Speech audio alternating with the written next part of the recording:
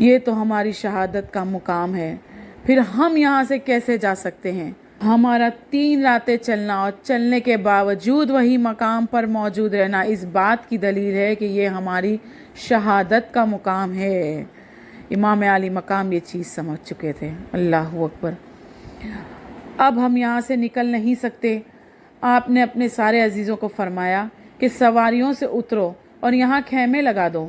آپ کے ساتھیوں نے اتر کے خیمے لگانے شروع کر دیے، اور جہاں بھی وہ لکڑی گاڑتے تھے وہاں سے خون نکل آتا تھا، اور وہ سب اس منظر کو دیکھ کر حیران تھے۔ حضرت سیدہ زینب رضی اللہ تعالیٰ عنہ نے جب یہ دیکھا کہ زمین سے خون نکل رہا ہے تو آپ نے فرمایا، اے میرے پیارے بھائی حسین علیہ السلام، یہاں سے چلو۔ اس خونی میدان کو دیکھ کر میرا دل گھبرا رہا ہے اور مجھ پر دہشت طاری ہو رہی ہے۔ یہاں ڈیرا نہ لگاؤ اور یہاں سے چلو۔ آپ نے ارشاد فرمایا، میری بہن، یہاں سے ہم نکل نہیں سکتے، یہ ہماری شہادت گاہ ہے، یہی ہمیں جام شہادت نوش کرنا ہے، اور یہی ہمارے خون کی ندیاں بہیں گی، اور یہی وہ زمین ہے جو آل مصطفیٰ صلی اللہ تعالیٰ علیہ وسلم کے خون سے رنگین ہوں گی۔ اللہ اکبر۔ اور اب سب لوگ اترو، اور اب ہم یہاں سے نہیں جا سکتے، یہی ہمیں جام شہادت نوش فرمانی ہے۔ غرض یہ کہ مدینہ منورہ والے مدینہ سے نکل کر مکہ مکرمہ گئے، اور اب مکہ سے نکل کر کربلا آ گئے۔ تقدیر ان کو کربلا میں لے آئی تھی، کیونکہ انہوں نے قیامت تک کربلا والے کہلانا تھا۔ اللہ اکبر۔ جس وقت امام علی مقام اور سب لوگ بیٹھ گئے، ابن زیاد اور یزید کی طرف سے پے در پہ فوجیں آ رہی تھیں۔ جو بھی لشکر یزید اور ابن زیاد کی طرف سے آتے یہی کہتے کہ یزید کے ہاتھ پر بیعت کر لو، اور اگر بیعت کرنے پر رضامند ہو تو کچھ نہ کیا جائے گا، اور ان کو پکڑ کر میرے پاس لے آیا جائے، اور اگر بیعت نہ کرے اور انکار کریں تو ان سے لڑا جائے اور انہیں قتل کر کے ان کا سر میرے پاس لایا جائے۔ اللہ اکبر۔ جو بھی فوجی دستہ آتا تھا وہ یہی پیغام لاتا تھا کہ امام علی مقام نے فرمایا کہ یہ تو ہو ہی نہیں سکتا کہ ہم یزید کی بیعت کریں۔ ہمیں بلایا گیا تھا کہ لوگ ہمارے بیعت کریں گے، لوگ ہم سے بیعت کریں گے، اور اب ہمیں مجبور کیا جا رہا ہے کہ ہم یزید کی بیعت کریں۔ یزید کی بیعت نہ کرنا ہو اس لیے تو ہم مدینہ سے مکہ پہنچے تھے اور اپنا گھر اس لیے چھوڑا تھا۔ یہ نہیں ہو سکتا کہ ہم یزید کی بیعت کریں۔ تو سپاہیوں نے کہا، اگر آپ یزید کی بیعت کرنے تیار نہیں ہو تو لڑنے کے لیے تیار ہو جاؤ۔ انہوں نے کہا، آپ لڑنے کے لیے تیار نہیں تو 2 باتیں نہیں ہو سکتی، آپ کو بیعت کرنا ہوگا ورنہ آپ کو لڑنا ہوگا۔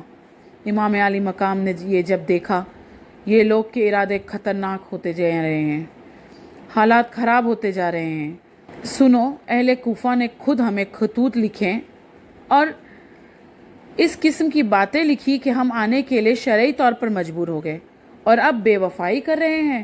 تو اب میری 3 شرطیں سنو۔ یہ تو ہمیں مکہ مکرمہ واپس جانے دو، وہاں حرم میں رہ کر اللہ کی عبادت کریں گے اور باقی دن گزار لیں گے، اور اگر مکہ مکرمہ نہیں جانے دیتے تو کسی اور ملک کی طرف نکل جانے دو جہاں کفار اور مشرکین رہتے ہیں۔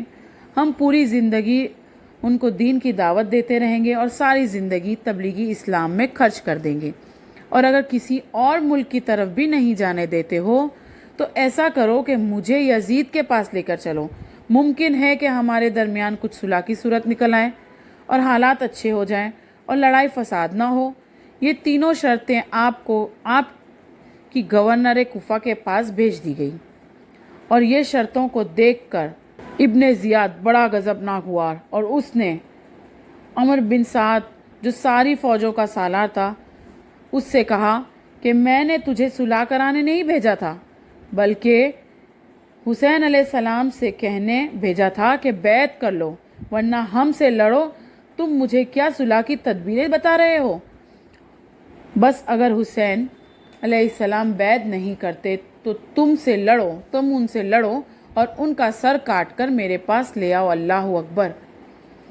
جب آپ کو یہ حکم سنایا گیا تو آپ نے کہا میں نے اپنا حجت تمام کر چکا ہوں، میں نے اپنی بات رکھ دی ہے، اب تمہاری جو مرضی آئے کرو۔ ہم یزید کی بیعت ہرگز نہیں کر سکتے۔ انہوں نے کہا پھر آپ لڑنے کے لیے تیار ہو جائیں، جو ہم سے ہو سکے گا ہم بھی کریں گے۔ اب ان کے ارادے اتنے خطرناک صورتحال پیدا کر گئے کہ انہوں نے محرم کی 7 تاریخ سے نہر فرات کا پانی بھی بند کر دیا۔ اللہ اکبر۔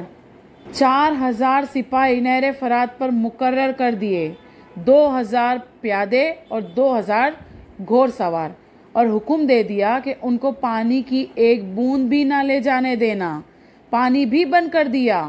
حالانکہ قافلے میں بچے بھی تھے اور پردہ نشین عورتیں بھی تھیں، اور آپ سن کر حیران ہوں گے کہ ان کا مقابلہ کرنے کے لیے 22,000 افراد آ چکے تھے۔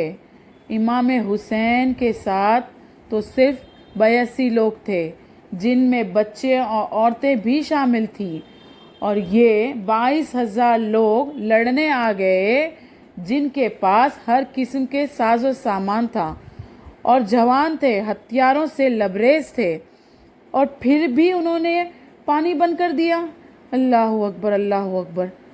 اس لیے کہ اگر یہ پانی پی کر لڑتے رہیں گے تو ہم 22,000 ہو کر بھی ان پر غلبہ نہیں حاصل کر سکیں گے۔ اللہ اکبر۔ یہ ظلم کی انتہا تھی، یہ ظلم پر ظلم تھا۔ پانی بھی کس کا بند کیا؟ جو ساقی کوثر کے نواسے ہیں۔ کسی شاعر نے خوب کہا ہے، حاکم کا یہ حکم تھا کہ پانی بشر پیئے، گھوڑے پیئے، اونٹ پیئے، سب پیئے، چرند و پرند پیئے، مگر ایک فاطمہ کے لال کو پانی نہ دیجیے۔ اللہ اکبر، اللہ اکبر۔